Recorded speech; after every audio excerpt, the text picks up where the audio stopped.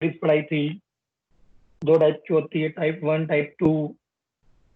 Type 1 मतलब कि insulin dependent, juvenile onset वाली, जेनेटिक। टाइप 2 ये भी जेनेटिक बेसिस है, बट ये non insulin dependent, non immune dependent. इसमें इंसुलिन तो होता है लेकिन रेजिस्टेंस बढ़ जाता है। और ये जनरली जो ट्रंकल ओबेसिटी होती है, तोंद वाले, उनको ज्यादा होता है। ये प्योर मेटाबॉलिक डिसऑर्डर है, हाइपरलिपिडेमिया वगैरह की वजह से भी हो सकता है। Now polyphagia, polyuria, polydipsia, asthenia, Kussmaul breathing, है ना, वास्टिंग ऑफ द बॉडी, ठीक, मीठा खाने की इच्छा। कोई बताएगा डायबिटीज में मीठा खाने का मन क्यों करता है? शक्कर तो बहुत है ब्लड में।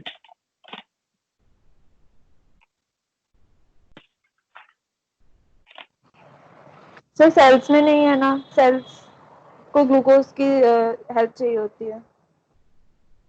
यस, जैसे हमारे शरीर में यदि कैल्शियम कम होगा ना, तो हम चौक मिट्टी खाएंगे, धूल चाटेंगे, दीवारें चाटेंगे, है ना, चूना।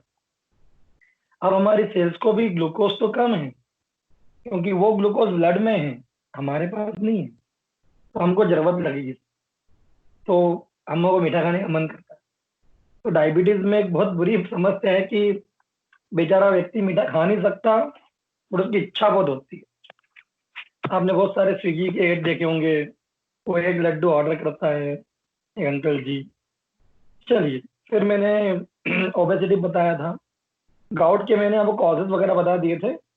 दो एंजाइम जरूर आपको याद रखना चाहिए, PRPP एंड HPRT। भैया कल भी बहुत सारों ने टेस्ट दिया, गुड, लेकिन बेटा आप कॉपी करके देते हो मुझे। यदि मैं आपको 100 में से 100 नंबर भी दे दूंगा तो क्या फर्क पड़ेगा, है ना। मुझे लगेगा कि यार ये छोरी अच्छा लिख रही है, ये छोरा अच्छा लिख रहा है, लेकिन बेटा पहले ही लाइन में समझ में आ जाता कि ये कॉपी का है ना। तो ट्राई करिए, मैं बार बार बोल रहा हूँ आपको, ठीक। चलिए, ओके। नाउ एक्यूट गाउट क्या है? हालांकि हमें क्रोनिक पढ़ना है बेसिकली, फिर भी एक्यूट पढ़ लेते हैं। तो एक्यूट गाउट, प्रीडिस्पोजिंग गाउट मतलब यूरिक एसिड का बढ़ जाना, urates, pyrimidine, purine metabolism disturb है ना। स्पेसिफिकली देखा जाए तो प्यूरिन मेटाबॉलिज्म।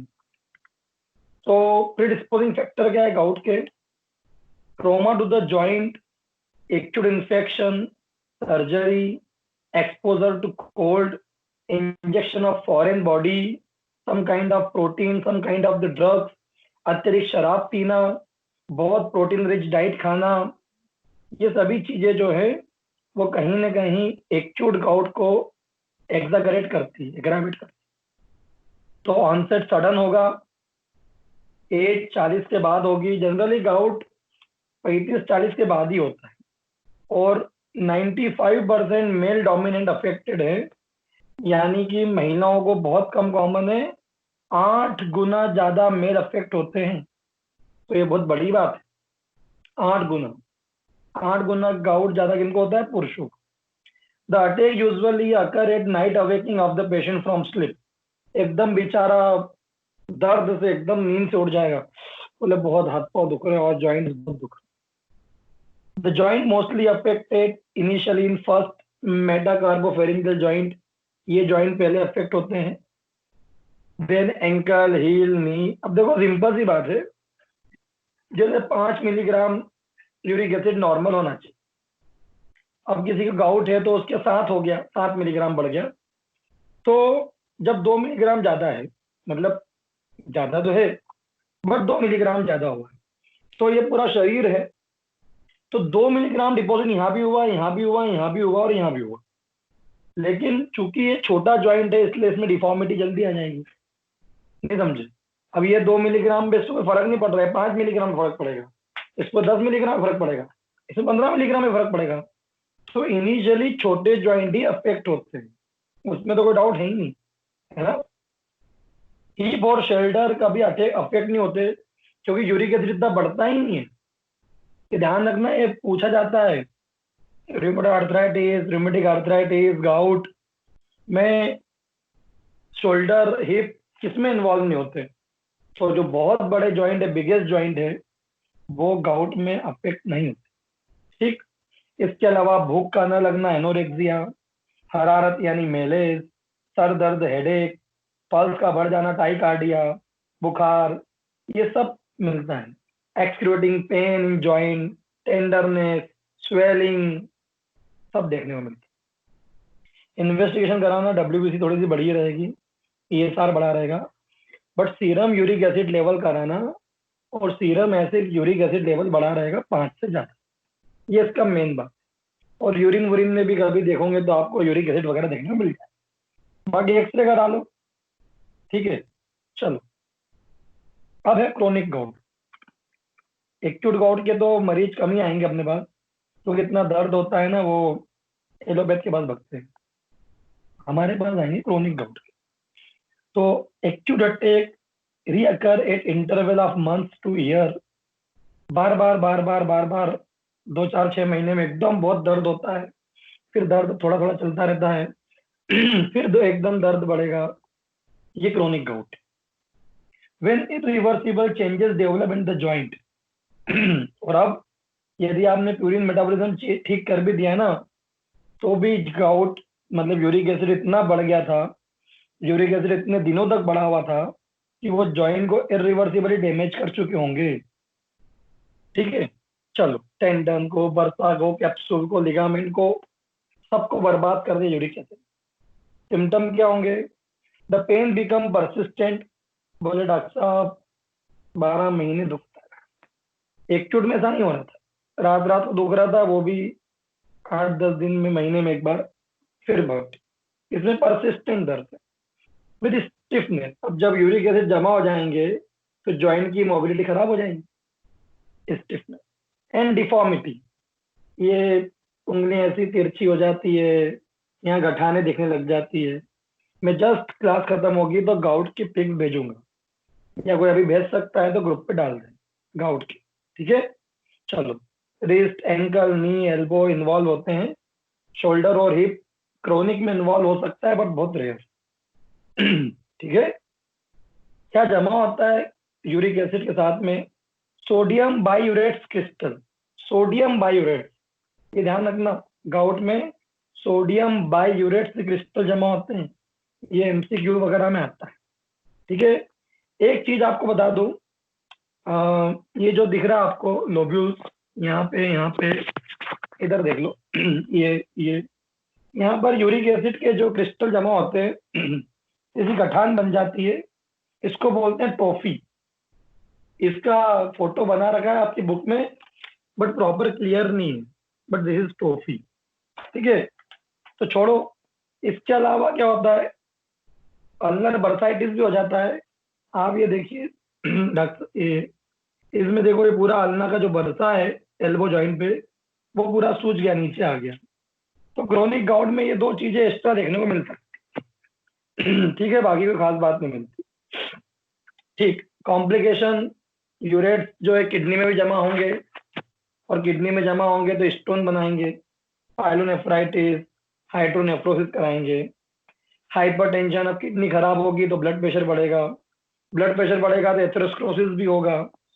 तो ये सब आपको देखने को मिलते हैं कॉम्प्लिकेशन ऑफ गाउट में, है ना। चलो, ट्रीटमेंट क्या है? तो एनसेड देना पड़ते हैं, non steroidal anti inflammatory drug. तुम्हारी कॉम्बिफ्लेम, ब्रूफेन, एक बार दी फ्लेक्सान MR, फिर दवाइयां देना पड़ती, कोई ऑप्शन नहीं है। बाकी लैक्टो वेजिटेरियन डाइट होना चाहिए विद प्लेंटी ऑफ फ्लूइड। तो ऐसी डाइट हो जिसमें कार्बोहाइड्रेट बहुत हो, प्रोटीन भी ऐसा हो जिसमें प्यूरिन ना हो। तो लैक्टो वेजिटेरियन पनीर वनीर खा लो, ये कर लो, लेकिन प्रोटीन नहीं खाना चाहिए जिसमें यूरिक एसिड बन सके। तो नॉनवेज खाना बंद करना पड़ेगा, लेग्यूम्स बंद कर देंगे, चना, गेहूं, ये सब बंद हो जाएंगे। ठीक है। लैक्टो वेजिटेरियन डाइट खिलाएंगे, और खूब पानी पिए व्यक्ति, ये सबसे अच्छा, जिससे यूरिक एसिड यूरिन से लॉस हो और शरीर से यूरिक एसिड का लेवल कम हो। ठीक है। चलो, बाकी फिजियोथेरेपी वगैरह करना पड़ती है। एज सच इसका कोई इलाज नहीं है। ठीक है, चलिए आगे बढ़ते हैं। मुझे लगता है इतना ही है इसमें। तो इसमें हाँ एक चीज और ध्यान रखना, कोल्चिसिन देते हैं लोग। कोल्चिसिन जो एलोपैथिक ड्रग है, एक कोल्चिकम तो अपने आप ही है कोल्चिसिन। कोल्चिसिन एलोपैथिक ड्रग वो दी जाती है प्रिवेंशन के लिए कि डिफॉर्मिटी ना हो, है ना। बट ये आपको लिखने की जरूरत नहीं। ठीक है, चलो। Meet, fish, liver, sea food, meet extract, शराब, बियर, ईट, कॉलीफ्लावर, मशरूम, स्पाइनेच, ये सब अपने को अवॉइड करना पड़ेंगे, है ना। ध्यान रखना डगआउट की डाइट में ये सब चीजें हमको अवॉइड करना, प्रोटीन रिच डाइट अवॉइड करना, इसमें प्यूरिन पिरामिडीन है वो अवॉइड करना। ठीक है, चलो ठीक है। स्यूडो गाउट भी होता है। The condition resemble gout, here the calcium, here the crystal of calcium pyrophosphate dihydrate, मतलब एक अलग ही दूसरी वेराइटी का क्रिस्टल बन रहे हैं जॉइंट्स में, बट वो लगता है कि वो गाउट है। बट जब यूरिक एसिड का लेवल चेक कराओगे ना तो गाउट नहीं मिलेगा, क्योंकि यूरिक एसिड तो बढ़ा हुआ है ही नहीं। बढ़ा हुआ क्या है? Calcium pyrophosphate dehydrate. तो ये चीज स्यूडो गाउट की तरह है। बाकी सारे सिम्टम्स पैथोलॉजी सब सेम है। उसमें यूरिक एसिड जमा हो रहा है गाउट में, और इसमें कैल्शियम, इतना अंतर है बस। बाकी डायग्नोसिस वगैरह सब कराओगे तो इसमें यूरिक एसिड का लेवल नॉर्मल मिलेगा, ये बड़ी बात है। इसलिए इसमें आप प्रोटीन रिच डाइट खाने का बोल भी सकते हो। इसमें कैल्शियम रिच डाइट मना करेंगे, बोरिंग का पानी ना पिए, दूध ना पिए, जिसमें कैल्शियम ज्यादा होता है वो ना करें। ठीक है, बाकी दवाई वही है, एस्प्रिन, इंडोमिथाजिन, ब्रोफेन, कॉम्बिफ्लेम, फ्लेक्सान, एमआर, कोई ऑप्शन नहीं।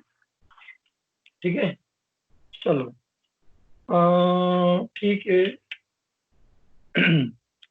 अब मैं सिर्फ नाम नाम बता रहा हूँ, बहुत जरा डीप में जाना नहीं, क्योंकि आज तक ना पूछे गए हैं ना कभी मरीज देखने को मिले हैं। तो एक बीमारी है porphyria. It is a disorder of porphyrin metabolism. जो पोरफायरिंग रिंग होती है आयरन से हेमोग्लोबिन जोड़ने की, तो पोरफायरिंग मेटाबॉलिज्म डिस्टर्ब हो जाती है due to abnormality of the enzymes. तो जो हीम सिंथेसिस होता है, हीम आयोडीन, सॉरी हीम और ग्लोबिन को जोड़ने वाला, वो पोरफायरिंग जो है वो मेटाबॉलिज्म डिस्टर्ब हो जाता है। ठीक है, ये दो टाइप का होता है, प्राइमरी एंड सेकेंडरी। प्राइमरी में बाय बर्थ कोई कॉन्जेनिटल डिसऑर्डर है, सेकेंडरी में लेड, आर्सेनिक, फॉस्फोरस, इस तरह की कोई जहर खाने से ये हो सकता है। तो इस वजह से पोरफायरिंग रिंग नहीं बनेगी, एनीमिया के सिम्टम मिलेंगे, और पोरफायरिंग यूरिन में भी बाहर होगा। इसे हम बोलते हैं पोरफायरिया। ठीक है, पता होना चाहिए। चलो, इरिथ्रोसाइटिक, पोरफायरिया वगैरह अलग अलग टाइप के होते हैं। ठीक है, एक बीमारी और है carcinoid syndrome. Carcinoid syndrome, this is due to excessive liberation of various vasoactive enzymes. Vasoactive enzyme आप सब जानते हो, adrenaline, nor adrenaline, dopamine, serotonin, सब जानते हो ना आप। तो इनका एक्सेसिव लिबरेशन हो रहा है, प्रोस्टाग्लैंडिन वगैरह का, वेसोएक्टिव पेप्टाइड्स का। और ये कहाँ से हो रहा है ज्यादा, है कहाँ से निकल रहे हैं? From tumour of chromaffin cells of stomach, ileum, appendix, bronchus and gonad. तो जो क्रोमाफिन सेल्स होती है, ऐसी कोशिकाएं जो केटाकोलामिन्स बना सकती है, उनका ट्यूमर होने से अत्यधिक मात्रा में catecholamines, adrenaline, nor adrenaline, dopamine, serotonin, histamine, vasoactive peptides release हो रहे हैं। ठीक है, ये जनरली एडोलसेंट को होता है। दोनों जेंडर इक्वली अफेक्ट होते हैं। सिम्टम्स क्या आएंगे? अब देखो यार बेटा, adrenaline, nor adrenaline, dopamine release होंगे तो वैसो कॉन्स्ट्रिक्शन होगा, और वैसो कॉन्स्ट्रिक्शन होगा तो ब्लड प्रेशर बढ़ जाएगा। जीआईटी में पेट दर्द होगा, कोलिक स्पाज्म की वजह से प्रोस्टाग्लैंडिन रिलीज हो रहा है। वाटरी डायरिया, क्योंकि जीआईटी मूवमेंट फास्ट हो गई है। पेट में साउंड बहुत ज्यादा आएगा, गार्गलिंग, आपने सुना होगा ना। एक बीमारी है जिसमें, एक सारी दवा, होम्योपैथिक दवाई है जिसमें गन शॉट डायरिया है। गन शॉट डायरिया, कोई नाम पता है किसी को?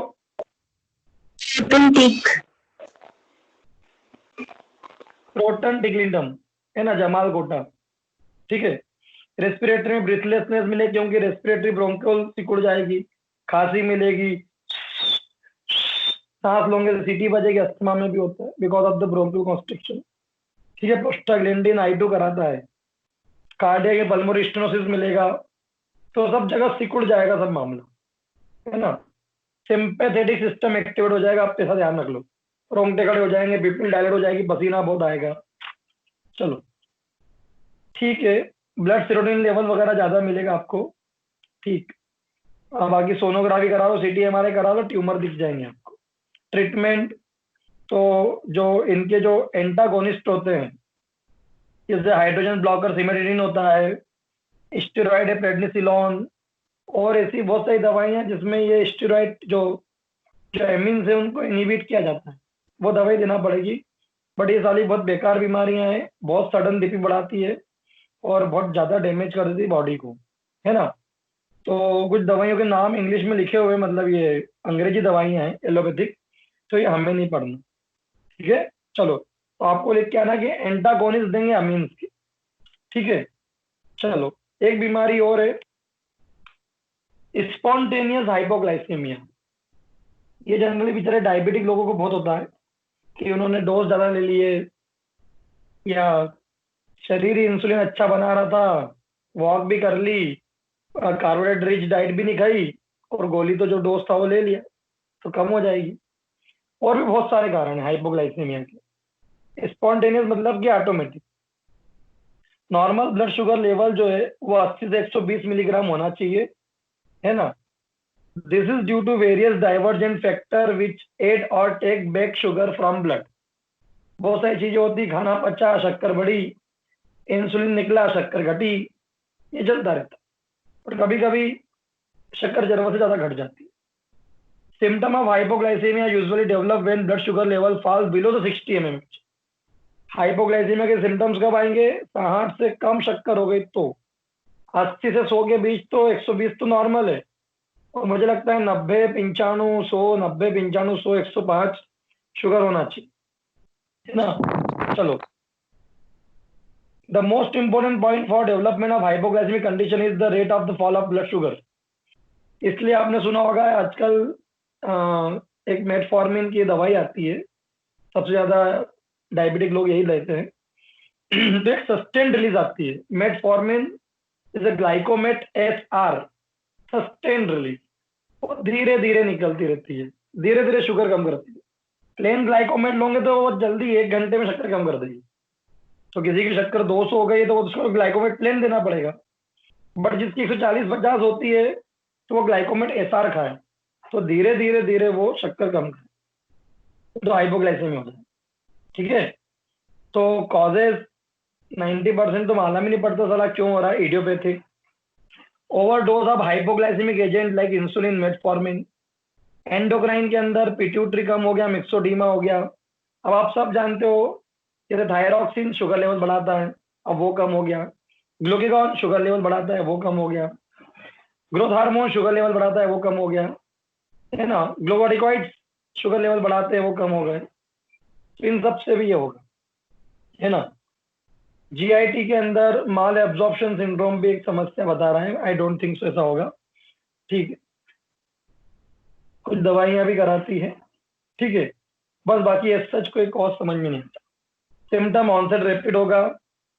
ठीक है, अनस्टीडीनेस, सर घूमेगा, हेडेक, सर दर्द होगा, गिडीनेस, सुस्ती आएगी, lack of focusing and concentration, किसी चीज पे फोकस नहीं कर पाएंगे, चेंज ऑफ द बिहेवियर, गुस्सा आ जाएगा, स्वेटिंग, पसीना चालू हो जाएगा, एंजाइटी, चिंता, वीकनेस, कमजोरी, फटीग, याउनिंग, है ना, भूख, नोजिया, वोमिटिंग, ये सब देखने को मिल सकती है। कभी कभी तो इवन झटके आ जाते हैं। एग्जामिन करोगे, व्यक्ति पेलार रहेगा, पसीना आएगा, पल्स बढ़ी हुई रहेगी। ठीक है। चलो, तो इन्वेस्टिगेशन में इमीडिएटली शुगर लेवल चेक कराइए, 80-60 से कम मिलेगी आपको, 60 से कम। Treatment, patient should be given a lump of sugar immediately. तो ग्लूकोन डी वगैरह इमीडिएट आपको खाना पड़ेगा। मीठी मीठी चॉकलेट वॉकलेट खा लो, शक्कर खा लो, है ना, इमीडिएट शुगर खाना। ग्लूकागॉन वगैरह अवेलेबल है तो वो दे सकते हो, 1 मिलीग्राम आपको इंट्रामस्कुलर, बट शुगर इमीडिएटली खाना पड़ेगी भैया। ठीक है। चलो, तो ये हाइपोग्लाइसीमिया था, ओबेसिटी में पढ़ा चुका हूँ। Next, hyperlipidaemia. ये तो बहुत आ रहे, मुझे कोलेस्ट्रॉल की प्रॉब्लम है।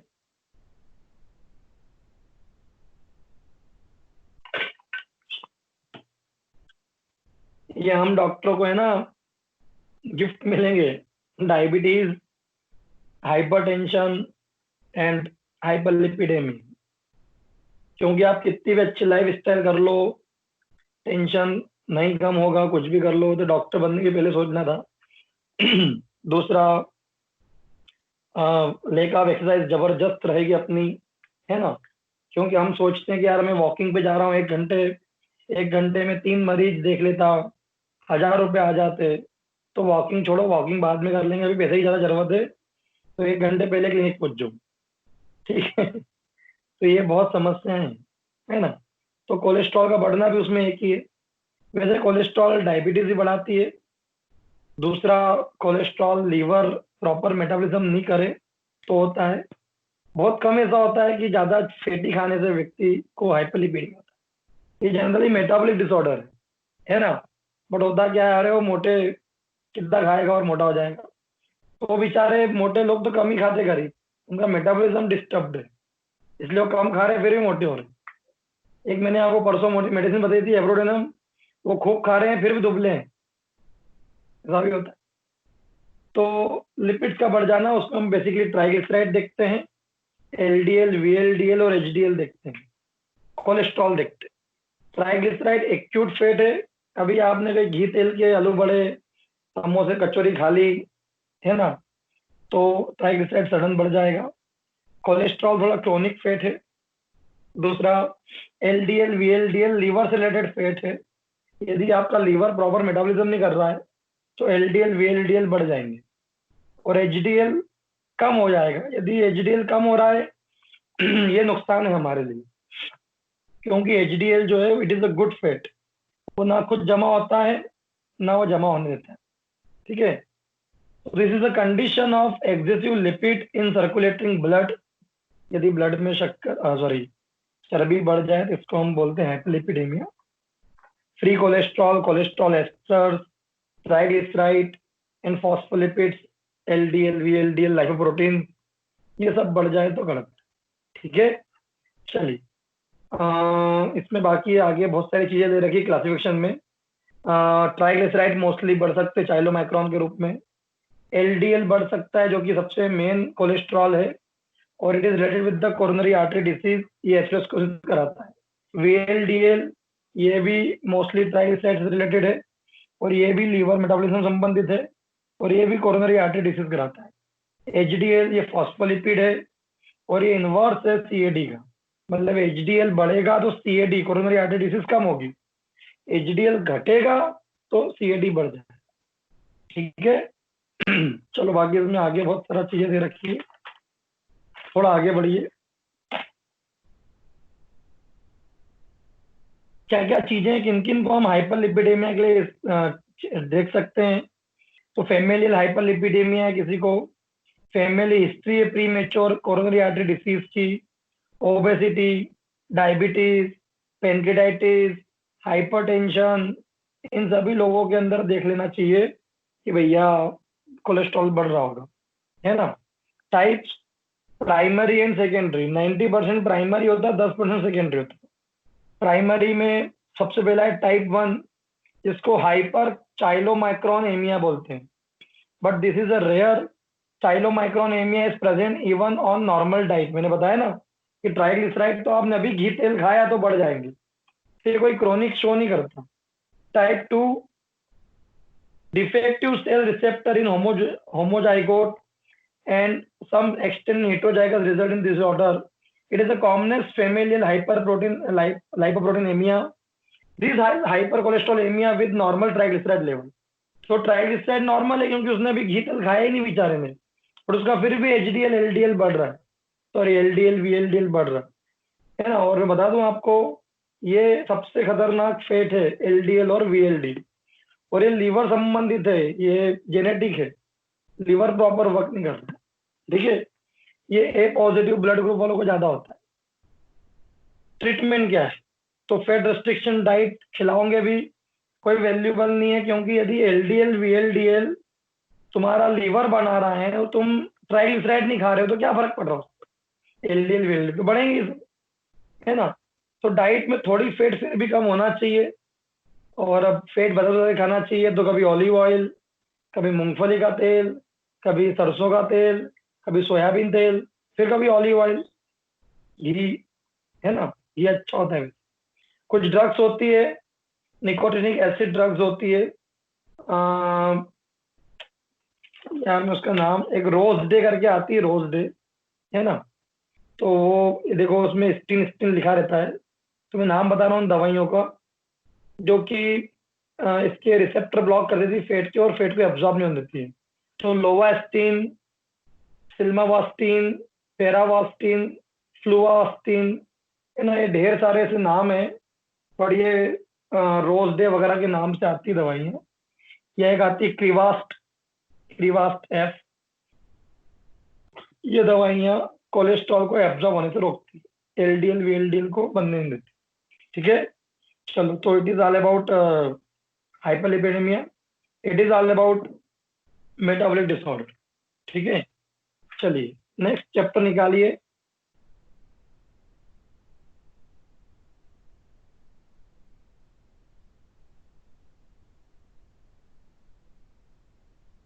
ठीक है, नेक्स्ट निकालिए विटामिन डेफिशिएंसी डिसऑर्डर। हालांकि मैं आपको सीएम में पढ़ाया था ये, तो हम फटाफट देख लेते हैं। और ये मुझे लग रहा है कि अपन छठी सातवीं से बढ़ते आ रहे हैं विटामिन ए से क्या होता है, क्या खाने से मिलता है, और अधिकतर मरीज हमारे पास इन्हीं के आते हैं और हम पहचान नहीं पाते। Vitamin B 12, folic acid, vitamin D, vitamin A deficiency. अभी सबसे ज्यादा क्या बिक रहा है मार्केट में, कौन सा विटामिन बिक रहा है? B12। अभी मार्केट में विटामिन सी मिल रहा है बेटा, लिम्सी, ब्रांड खत्म ही हो गई है लिम्सी की, है ना, अभी की बात कर रहा हूँ। बाकी तो vitamin B 12, vitamin D, D तो लगाते ही लगाते हैं अभी, यानी कोरोना के। तो सबसे पहले पढ़ते हैं vitamin A deficiency. Dietary sources के milk, egg, butter, liver, fish liver oil, dark green leafy vegetable like palak वगैरह, fruits like melon, pumpkin, apricots, ये ऐसी चीजें जिसमें विटामिन ए बहुत मिलता है। अब आप सोचेंगे सर हम डॉक्टरों के से क्या जरूरत है सोर्स की, क्योंकि आपको यदि विटामिन ए डेफिशिएंसी लग रही है आपके मरीज में, तो आपको ये दवाई, मतलब ये दवाइयों के साथ में ये डाइट प्रिस्क्राइब करना पड़ेगा। क्लिनिकल फीचर, विटामिन ए कम हो जाए। पहले मैं आपको बताता हूँ विटामिन ए करता क्या क्या है। विटामिन ए रोडोप्सिन का प्रीकर्सर है, जो रॉड्स होती है जो लाइट कैच करती है। आपको सबको उजाला उजाला दिख रहा है कि कोई को अंधेरा लग रहा है? उजाला दिख रहा होगा, तो उजाला रोडोप्सिन दिखवा रहा है। अब ये प्रीकर्सर है विटामिन ए रोडोप्सिन का। अब विटामिन ए नहीं होगा, रोडोप्सिन नहीं बनेंगे, रॉड्स नहीं बनेगी, तो लाइट परसेप्शन नहीं होगा। तो दिन के उजाले में तो फिर भी थोड़ा थोड़ा दिख जाएगा, धुंधला धुंधला। जैसे ही शाम होगी, रात होगी, एक मूवी है, कोई बताएगा जिसमें इसका ये कैरेक्टर यूज किया गया है इस तरह से जिसमें नाइट ब्लाइंडनेस बताई गई है कोई मूवी? कादर खान। ब्लैक।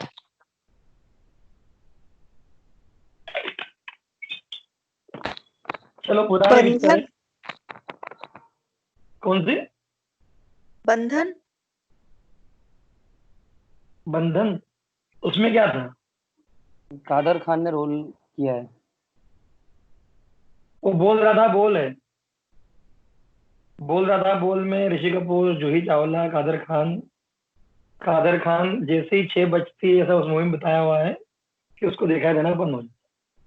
तो 6 बजे वाला कॉन्सेप्ट है, मतलब सूर्यास्त पूरी, है ना। तो एक तो विटामिन ए ये करता है।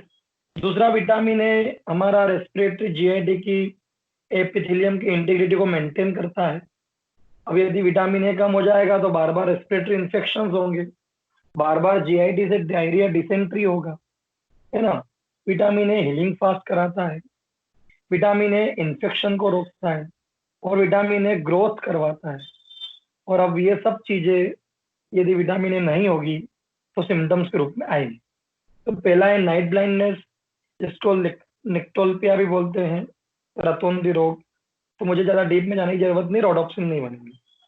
दूसरा फॉलिकुलर हाइपरकेराटोसिस, जो हमारी स्किन है उसमें जहां जहां हेयर फॉलिकल है वहां पे दाने बन जाएंगे, इसे टोट्स स्किन बोलते हैं, जैसे मेंढक जैसी स्किन हो गई होगी ऐसी।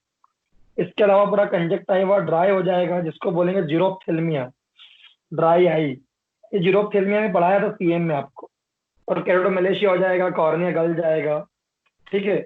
इसके अलावा एक व्हाइट व्हाइट स्पॉट दिखता है चौक जैसा, इसे बिटॉट्स स्पॉट बोलते हैं, बिटॉट्स स्पॉट, विटामिन ए डेफिशिएंसी, ठीक है।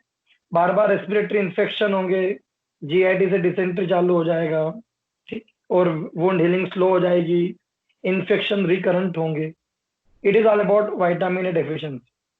डायग्नोसिस, डार्क एडॉप्टेशन इम्पेयर्ड रहेगा, जैसे ही अंधेरा होने लग जाएगा व्यक्ति को दिखाई देना कम हो जाएगा। बाकी 20 मिलीग्राम से कम यदि विटामिन ए है कम, तो इसका मतलब विटामिन डेफिशिएंसी है। प्रोफाइल एक्सेस में विटामिन ए 5 मिलीग्राम डेली खिलाना है व्यक्ति को, एडल्ट को 750 मिलीग्राम, ठीक है। और यदि किसी को हो गया है तो 30,000 यूनिट आपको विटामिन ए खिलाना पड़ेगी डेली, ठीक है। और बता दूं मैं आपको, जैसे विटामिन D3 में 60,000 यूनिट है, तो उसकी आधी खिला रहे, ठीक है।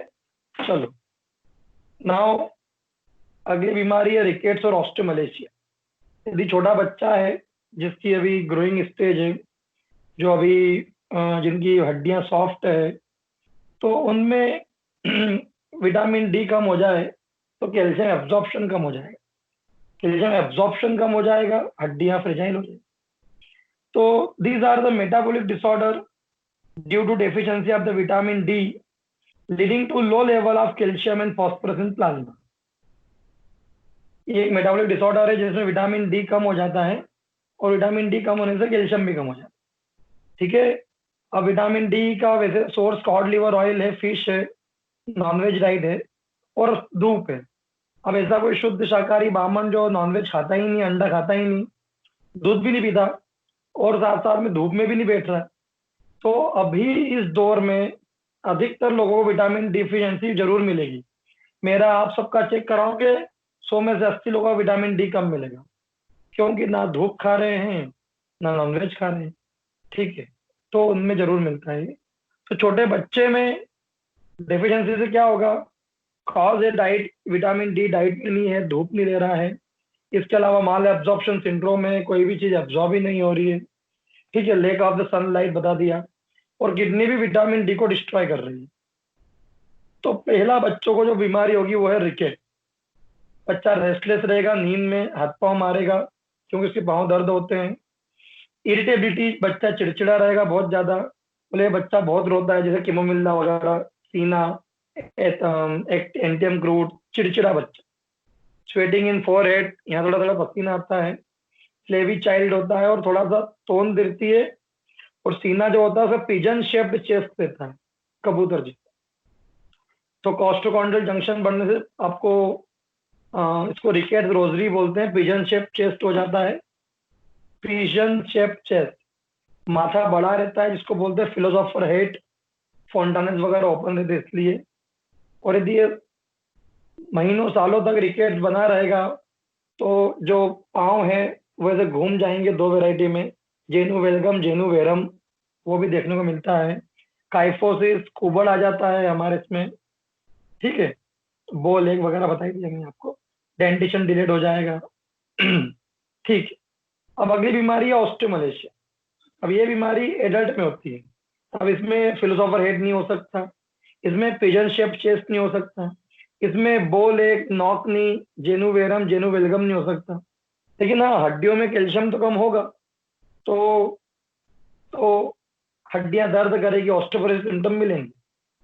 तो vitamin D deficiency, chronic malnutrition, malabsorption, nephrotic syndrome, kidney failure, liver खराब हो गया, पुअर इनटेक है, धूप में ना बैठना है, इन वजह से हो सकता है, ठीक है।